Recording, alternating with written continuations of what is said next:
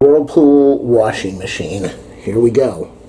You press the button. Now the washer's been working for years or weeks or days or months. You go and you press the button and the light should come on. But nothing is happening. Remember, leave a donation.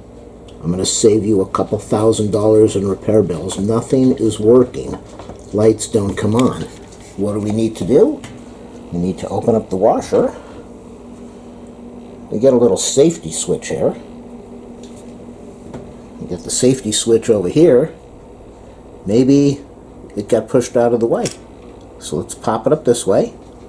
This is a mitzvah. I'm saving you $1 million. Come on, leave a donation. Okay, press the button.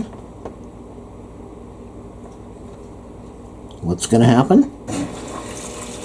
What's going to happen is you're going to go over to my channel and look for the PayPal link and leave me $9 million. Thanks for watching.